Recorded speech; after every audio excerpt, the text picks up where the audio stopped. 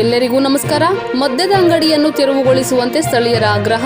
ಪಾವಗಡ ತಾಲೂಕಿನ ಕಸ್ಬಾ ಹೋಬಳಿಯ ವೆಂಕಟಾಪುರ ಗ್ರಾಮದಲ್ಲಿರುವ ಕವಿತಾ ವೈನ್ಸ್ ಅಂಗಡಿಯನ್ನು ಬೇರೆ ಕಡೆಗೆ ವರ್ಗಾಯಿಸುವಂತೆ ಅನೇಕ ಬಾರಿ ಮನವಿ ಮಾಡಿದರೂ ಸಹ ಸಂಬಂಧಪಟ್ಟ ಅಧಿಕಾರಿಗಳು ನಿರ್ಲಕ್ಷ್ಯ ವಹಿಸಿದ್ದಾರೆಂದು ಆಕ್ರೋಶ ವ್ಯಕ್ತಪಡಿಸಿದ್ದಾರೆ.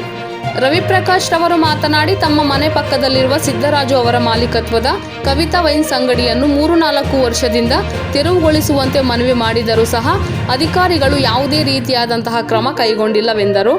ಅಕ್ಕಪಕ್ಕದ ಮನೆಯ ಮಹಿಳೆಯರು, ಮಕ್ಕಳು ಹೊರಬರದ ಪರಿಸ್ಥಿತಿ ನಿರ್ಮಾಣವಾಗಿದೆ. ಕುಡಿದ ಮತ್ತಿನಲ್ಲಿ ಮನೆಯ ಬಾಗಿಲಲ್ಲೇ ಶೌಚಾಲಯ ಮಾಡುವುದು, ಮಹಿಳೆ ಮತ್ತು ಹೆಣ್ಣು ಮಕ್ಕಳ ಮುಂದೆ ರಿಸರ್ಚ್ ಮಾಡುವುದು, ಶಾಲಾ ಕಾಲೇಜಿನಿಂದ ಬರುವ ವೇಳೆ ಚುಡಾಯಿಸುವುದು, ಈ ಬಗ್ಗೆ ಕೇಳಿದರೆ ಅಸಭ್ಯವಾಗಿ ವರ್ತಿಸುವುದು, ಅವ್ಯಾಚ್ಯ ಶಬ್ದಗಳಿಂದ ಬೈಯುವುದು, ಈ ರೀತಿಯ ಅನೇಕ ಘಟನೆಗಳು ನಡೆದಿವೆ.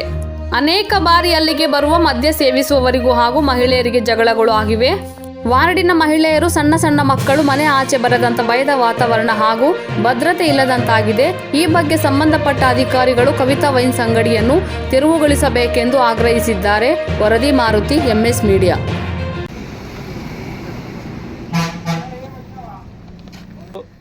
ಶ್ರೀಯುತ ಕವಿತಾ ವೈನ್ಸ್ ಓನರ್ ಆದಂಥ ಸಿದ್ದರಾಜ್ ಅವರು ನನ್ನ ಬರವಣಿಗೆಯಲ್ಲಿ ಬರ್ಕೊಟ್ಟಂಥ ಅರ್ಜಿ ಕೇವಲ 3 ತಿಂಗಳ ಸಮಯ ಕೊಡಿ ನನಗೆ.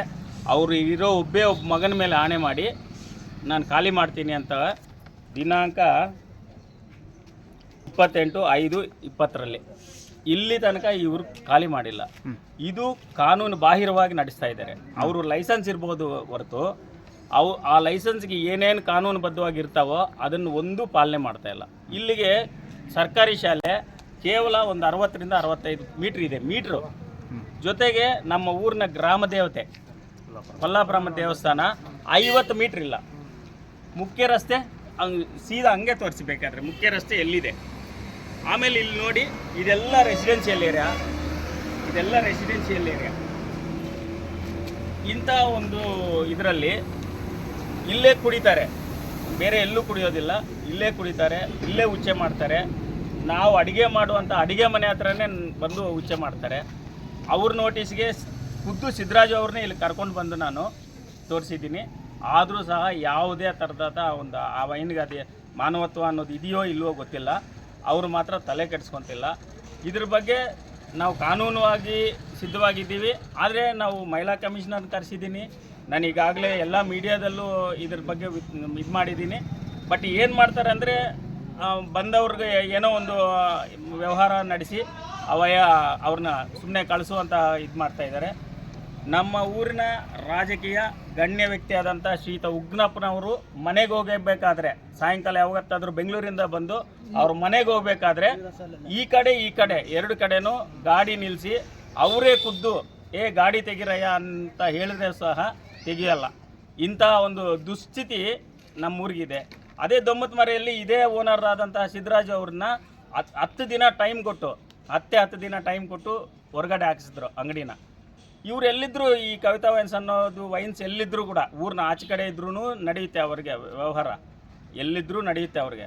ಬಟ್ ಅದು ಏನು ಗ್ರಹಚಾರನೋ ಅವ್ರಿಗೆ. ಇಲ್ಲಿ ಈ ಅಂಗಡಿಯಲ್ಲಿ ಕೆಲಸ ಮಾಡಿದಂಥ 4 ಜನ ಸಾವನ್ನಪ್ಪಿದ್ದಾರೆ. ಕರೆಕ್ಟ್ ಆದಂಥ ಆಕ್ಸಿಜನ್ ಸಿಗಲ್ಲ. ಅವ್ರ ಮಕ್ಕಳು ಪಾಪ ಇವತ್ತು ಅನಾಥರು, ಅವ್ರನ್ನ ಕೆಲಸದಿಂದ ತೆಗೆದಿದ್ದಾರೆ. ಈಗ ಅವ್ರು ಏನಾದರೂ ಮಾಡ್ಕೊಳ್ಳಿ, ಅದ್ರ ಬಗ್ಗೆ ನಮ್ಗೆ ಚಿಂತೆ ಇಲ್ಲ. ಬಟ್ ಇಲ್ಲಿ ಇರಬಾರ್ದು, ಇಲ್ಲಿ ಇರಕೂಡ್ದು. ಇದೊಂದು ನಮ್ಮ ವಿಜ್ಞಪ್ತಿ. ಇವಾಗ ನಿಮ್ಗೆ ಇಲ್ಲಿ ಏನು ತೊಂದರೆ ಆಗಿದೆ ಸರ್? ಹೆಣ್ಮಕ್ಳು ಅಡ್ಡಾಡೋದಕ್ಕಾಗಲ್ಲ. ಸಾಯಂಕಾಲ ಆದ ತಕ್ಷಣ ಕುಡಿದು ಅವ್ರ ಮೇಲೆ ಬೀಳ್ತಾರೆ. ಹೆಣ್ಮಕ್ಳು ನಮ್ಮ ಮನೆಯವರು ಹೆಂಗಸ್ರು ಈ ಥರ ಅಡ್ಡಾಡ್ತಾ ಇದ್ರೆ, ಹುಡುಗಿರು ಸಣ್ಣ ಮಕ್ಳು ಇರ್ತಾವಲ್ಲ ಅವ್ನ ಹಿಡ್ಕೊಳಕ್ಕೆ ಹೋಗೋದು, ಕುಡ್ದು ನಿಶಾದಲ್ಲಿ ಆ ಸಣ್ಣ ಮಕ್ಳು ಏನು ಮಾಡ್ತಾವೆ ಅವು. ಈಗ ನೋಡ್ತಾನೆ ಇದ್ದೀರಾ, ಸಣ್ಣ ಮಕ್ಕಳನ್ನ ಎತ್ಕೊಂಡು ಏನೇನೆಲ್ಲ ಅವ್ಯವಹಾರಗಳು ನಡೀತಾ ಇದೆ ಹೊರಗಡೆ. ಅಂಥದನ್ನು ಊರಲ್ಲೇ ಈ ಥರ ಇಟ್ಕೊಂಡು ಸಣ್ಣ ಮಕ್ಕಳು, ನನ್ನ ಮಗಳು ಇನ್ನು ನೋಡಿ, ಇಂಥ ಸಣ್ಣ ಮಕ್ಕಳೆಲ್ಲ ಬರ್ತವೆ. ಅವಕ್ಕೇನು ಅನ್ನೋದು ಗೊತ್ತಿರಲ್ಲ. ಅಂಥ ಸಣ್ಣ ಮಕ್ಕಳನ್ನೆಲ್ಲ ಕರ್ಕೊಂಡು ಬಂದು ಇಲ್ಲಿ ಇದೇ ಥರ ನಡೆದಾಡ್ತಾ ಇದ್ದರೆ, ನಾಳೆ ಬೆಳಿಗ್ಗೆ ಆಗಬಾರ್ದಂತ ಘಟನೆ ಆದಮೇಲೆ ತಾನೇ ಇವಾಗ ಏನಾದರೂ ಆ್ಯಕ್ಷನ್ ತಗೊಳ್ಳೋದು. ಅದಕ್ಕಿಂತ ಮುಂಚೆನೇ ನಾವು ನಮಗೆಲ್ಲ ಬರ್ಕೊಟ್ಟಿದ್ದಾರೆ.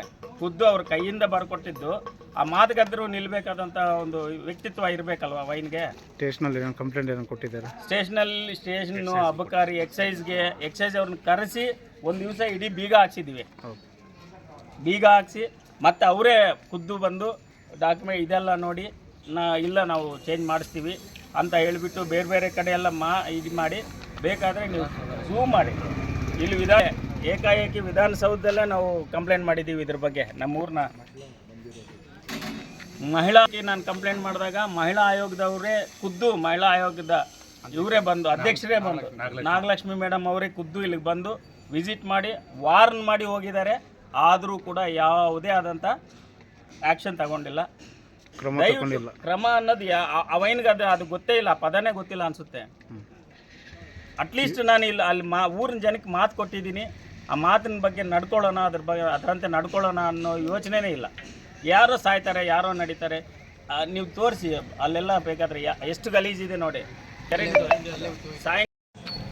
ಇಡೀ ಪ್ಲಾಸ್ಟಿಕ್ ಗ್ಲಾಸು, ಪ್ಲಾಸ್ಟಿಕ್ ಬಾಟಲ್ಸು. ನಾವು ಇದು ರೆಸಿಡೆನ್ಷಿಯಲ್ ಏರಿಯಾ, ಇದು ಆ್ಯಕ್ಚುಲಿ ರೆಸಿಡೆನ್ಷಿಯಲ್ ಏರಿಯಾ. ಇದು ಆ್ಯಕ್ಚುಲಿ ಇದೇ ಬೇರೆ ವ್ಯವಹಾರ, ಇಂಥ ಒಂದು ವ್ಯವಹಾರ ಮಾಡುವಂಥ ಏರಿಯಾ ಇದಲ್ಲ. ಆವತ್ತಿಂದ ಯಾರು ಇಡ್ಸ್ಕೊಂಡಿಲ್ಲ, ಏನೋ ನಡೆದಿದೆ. ಅದು ಈಗಲೂ ಕೂಡ ಈ ವ್ಯಕ್ತಿ ಈ ಅಂಗಡಿಯನ್ನು ಬೇರೆ ಕಡೆ ಶಿಫ್ಟ್ ಮಾಡಿದ್ರೂ ಕೂಡ ಆ ವೈನ್ಗೆ ಆಗುವಂತಹ ನಷ್ಟ ಅಂತೂ ಏನಿಲ್ಲ. ಊರಿನ ಜನ ಅವ್ರನ್ನ ಹೆಂಗೆ, ಇಲ್ಲಿ ನೋಡಿ ಇದು ಪಕ್ಕದ ಮನೆಯೇ, ಅವ್ರ ತಾಯಿ ಮಗ ಮನೆ ಬಿಟ್ಟು ಹೋಗಿದ್ದಾರೆ ಬೆಂಗಳೂರಲ್ಲಿ.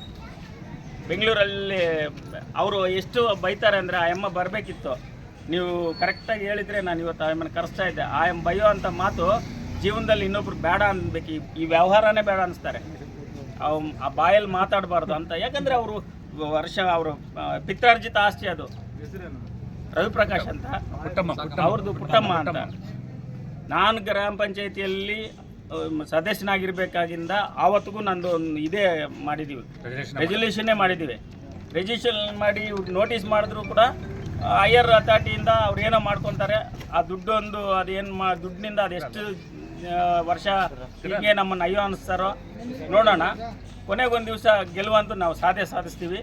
ಇಡೀ ಜನರನ್ನ ಕೂರಿಸ್ತೀವಿ. ಈ ಬೀದಿ ಜನ ಎಲ್ಲ ಬಂದು ಗಲಾಟೆ ಮಾಡಿದಾಗಿದೆ, ಹೆಂಗಸನ್ನ ತಲೆ ಹೊಡ್ಕೊಂಡಾಗಿದೆ, ದೊಡ್ಡ ಗಲಾಟೆಗಳು ನಡೆದಿವೆ. ಇದೇ ಅಂಗಡಿಯಿಂದ ಇಲ್ಲಿ ದೊಡ್ಡ ಗಲಾಟೆ, ಕಟ್ಟಿಗೆ ತಗೊಂಡು ತಲೆ ಹೊಡೆದುಕೊಂಡು ಗಲಾಟೆಗಳಾಗಿದ್ದಾವೆ. ಆದರೂ ಕೂಡ ಇವ್ರಿಗೆ ಒಂದಿಷ್ಟು ಜ್ಞಾನ ಇಲ್ಲ. ಅವ್ರಿಗೆ ಇವಾಗ ನಾನು ವಾಯ್ಸ್ ಕೊಟ್ಟಿದ್ದೀನಲ್ಲ, ನನ್ನ ಮೇಲೆ ಬೆಳಗ್ಗೆ ಅವರು ಕೊಡ್ತಾರೆ, ನಾನು ಅಂಗಡಿಯಿಂದ ಒಂದು 5,000 ತಗೊಂಡಿದ್ದೀನಿ, ಇಲ್ಲಾಂದರೆ ಒಂದು ಕೇಸು ಎಣ್ಣೆ ಕೇಳಿದ್ದೀನಿ, ಈ ಥರ ನಮ್ಮ ಮೇಲೆ ಸುಮ್ಮನೆ. ಈಗ ಈ ವ್ಯಕ್ತಿ ಮಾತಾಡಿರೋದಕ್ಕೆ ಈ ಪ್ರೆಸೆಂಟ್ ಸದಸ್ಯ, ಗ್ರಾಮ ಪಂಚಾಯತಿ ಸದಸ್ಯರು 25 ಕೇಸು. ಏನು ನಾವೇನು ಸ್ನಾನ ಮಾಡ್ತೀವ ತಗೊಂಡು, ಇಲ್ಲಿ ತನಕ ₹1 ನಾವು ಕೇಳಿಲ್ಲ ಆ ವೈನ್ನ. ಬೇಕಾದರೆ ಹಿಂಗೆ ನಿಲ್ಲಿಸಿ ಮಾತಾಡ್ತೀವಿ ರೋಡಲ್ಲೇ. ನಾವೇನಾದರೂ ದುಡ್ಡು ತಗೊಂಡಿದ್ರೆ ನಾವು ಈಗ ಮಾತಾಡೋಕ್ಕಾಗುತ್ತಾ? ಆ ವೈನಿಂದ ನಾನು ಎಣ್ಣೆ ತಗೊಂಡಿದ್ರೆ ನಾನು ಈ ಥರ ಮಾತಾಡೋಕ್ಕಾಗುತ್ತಾ? ಈ ಥರ ನಮ್ಮನ್ನು ನನಗೂ ಇವ್ರಿಗೂ ಈ ಥರ ಇದು ಮಾಡೋದು, ಇನ್ನೊಬ್ರಿಗೆ ಮಾತಾಡಿದ್ರೆ ಇನ್ನೊಬ್ರಿಗೂ ಹೇಳೋದು, ಈ ಥರದ್ದು ವ್ಯವಹಾರ ಎಲ್ಲ ನಾವು ಮಾಡ್ತಿದ್ದಾರೆ. ಇದೆಲ್ಲ ಸರಿಯಿಲ್ಲ. ಸಿದ್ದರಾಜುರವರೇ, ದಯವಿಟ್ಟು ನೀವು ಬರ್ಕೊಟ್ಟಿದ್ದೀರಾ, ಇದಕ್ಕೆ ಅನುಗುಣವಾಗಿ ನಡ್ಕೊಂಡ್ರೆ ಮುಂದಿನ ದಿನಗಳಲ್ಲಿ ಚೆನ್ನಾಗಿರುತ್ತೆ. ಇಲ್ಲ ಅನ್ನೋದಾದರೆ ಮುಂದಿನ ಕ್ರಮ ಇನ್ನೂ ಕಠಿಣವಾಗಿರುತ್ತೆ. ಇಡೀ ಗ್ರಾಮದ ಜನದ ಜೊತೆ ಈ ಬೀದಿ ಜನರು ಹೆಂಗಸರೆಲ್ಲ ಬಂದು ಕೂತ್ಕೊಂಡು ನಾವೇನು ಮುಂದಿನ ಕಾರ್ಯಕ್ರಮ ಮಾಡಬೇಕು ಅದನ್ನೆಲ್ಲ ನಡೆಸ್ತೀವಿ. ಈಗ ನಿಮಗೆ ಎಚ್ಚರಿಕೆ ಕೊಟ್ಟಿದ್ದೀವಿ. ಜೊತೆಗೆ ನೀವೇ ಬರೆದುಕೊಟ್ಟಂತಹ ನಿಮ್ಮ ಲೆಟರ್ ನಿಮಗೆ ತೋರಿಸ್ತಾ ಇದ್ದೀನಿ. ಬೇಕಾದರೆ ನಿಮ್ಗೆ ಇದನ್ನು ಒಂದು ವಾಟ್ಸಪ್ ಮಾಡ್ತೀನಿ, ಎಲ್ಲ ಮಾಡ್ತೀನಿ. ನಾನೇನು ವೀಡಿಯೋ ಮಾಡಿದ್ರು ನಿಮ್ಗೆ ವಾಟ್ಸಪ್ ಮಾಡ್ತಾ ಇರ್ತೀನಿ.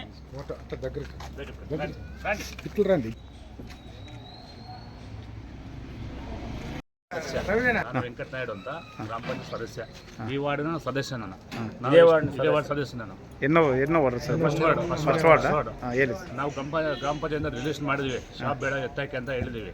ವಾರ್ನಿಂಗ್ ಮಾಡಿದ್ವಿ, ಓರಲ್ ನೋಟಿಸ್ ಕೊಟ್ಟಿದ್ವಿ, ಮತ್ತೆ GB ಮೀಟಿಂಗಲ್ಲಿ ಪಾಸ್ ಮಾಡಿದ್ವಿ, ರಿಜಿಸ್ಟ್ರೇಷನ್ ಪಾಸ್ ಮಾಡಿದ್ವಿ. ಆದರೂ ಕೈ ಕೇಳಿಸ್ಕೊಳ್ಳಿಲ್ಲ.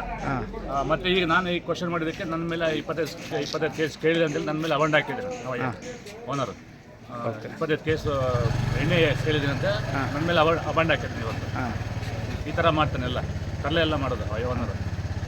ಅಂದರೆ ನೀವು ಏನನ್ನ ಕೇಳಿದ್ರೆ ನಿಮ್ಮ ಮೇಲೆ ಅಬಂಡ್ ಹಾಕೋದು, 20 ಕೇಸ್ ಕೇಳೋನೆ ಅಂತ ಮೇಲೆ ಹೇಳೋದು.